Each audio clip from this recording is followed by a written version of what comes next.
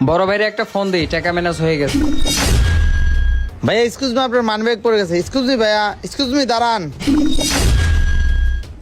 হ্যাঁ ভাবি, ভাইয়ারে একটু দেন তো, ভাইয়ের সাথে কথা আছে। এক্সকিউজ মি, আসলে ফোনে কথা বলতেছে তো এই জন্য আমাদের কথা শুনতেছে না। এক কাজ করো, মানি ব্যাগটা ওঠাও, যাও। আচ্ছা ঠিক আছে ভাইয়া। আরে এই লোকটা আবার কে? বাহ, মানি ব্যাগে তো বহুত টাকা। ওই দেখি আর আসছে কিনা। বাহ, আরো 500 টাকা পেয়ে গেলাম। আজকে তো আমার কপাল খুলে গেছে রে। আরে ভাই, এটা আপনি কি করতেছেন? এটা তো অন্যজনের মানি ব্যাগ, আপনি টাকা বাই করতেছেন কেন? এটা কার মানি ব্যাগ আমার এখন জেনে লাভ নেই। আমি টাকা পাইছি, এটা এখন আমার। কি বলেন ভাই? আর একজনের মানি ব্যাগ আপনি আপনার বলতেছেন? আপনার ভিতরে কি কোনো মনুষ্যত্ব নাই? এ বেটাই চুপ থাক, তোর টাকা লাগলে বল, অর্ধেক অর্ধেক আমরা ভাগ করে নেই। ওই বেটার মানি ব্যাগ ফেরত দিয়ে আমার কি লাভ? বেশি কথা বলবি না, বুঝছস? ল, অর্ধেক টাকা তোকে আমি দেই। এইসব কি বলতেছে এই লোকটা?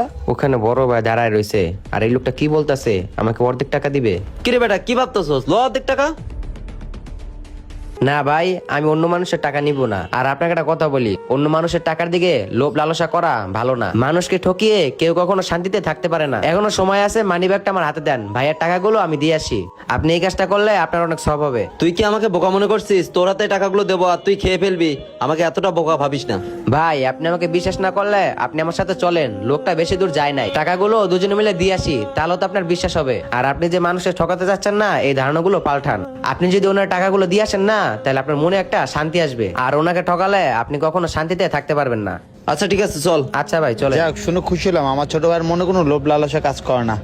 হ্যাঁ ভাইয়া, কোনো টেনশন করেন না, আমি ব্যাংকের থেকে 1 লাখ টাকা উঠাইছি, দ্রুত মায়ের চিকিৎসা করব। এ ভাইয়া দাঁড়ান তো। জি ভাইয়া, কিছু বলবেন? হ্যাঁ ভাইয়া, আপনি আসার সময় আপনার মানি ব্যাগটা পড়ে গেছিল। কি বলেন? আমার মানি ব্যাগ কোথায় পড়ে গেছে? এই যে আপনার মানি ব্যাগ আমার কাছে, এই নেন। ভাই আপনাকে অনেক ধন্যবাদ। আমার মায়ের চিকিৎসার জন্য মানি ব্যাগে 1 লক্ষ টাকা ছিল। ধন্যবাদের দরকার নাই, এটা তো আমাদের কর্তব্য ছিল। আপনি মানি ব্যাগ খুলে দেখেন আপনার সবকিছু ঠিক আছে কিনা। আরে কি কোন চেক করব মানে? আপনাদের মতো ভালো মানুষ আমার মানি ব্যাগ ফিরাই দিয়েছেন, এটাই তো অনেক কিছু। আচ্ছা ঠিক আছে ভাই, আমরা আসি। দাঁড়ান ভাই, কিছু বলবেন? আমি খুশি হয়ে আপনাদেরকে 500টা টাকা দিলাম, আপনারা দুইজনে নাস্তা করেন। আরে কি বলেন? টাকা লাগবো না, আজকে আপনার উপকার করে আমার অনেক ভালো লাগতেছে। আসলে আপনারা অনেক ভালো মনের মানুষ।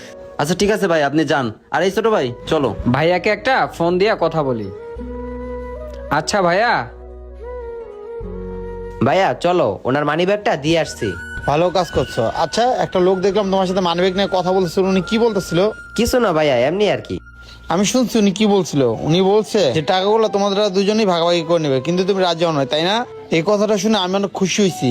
আর আমি এটাও শুনছি তুমি ওনার কথা রাজি হও না, কিন্তু তোমার কথা ওনাকে রাজি করাইছো। আসলে একটা সত্য কথা বলি, বাবা মার শিক্ষাটাই সবচেয়ে বড় শিক্ষা। আজকে একটা ভালো কাজ করছিস, বাবা মা জানলে অনেক খুশি হবে। আর আমি বাসায় গিয়ে বাবা মাকে বলবো। চলো ভাইয়া।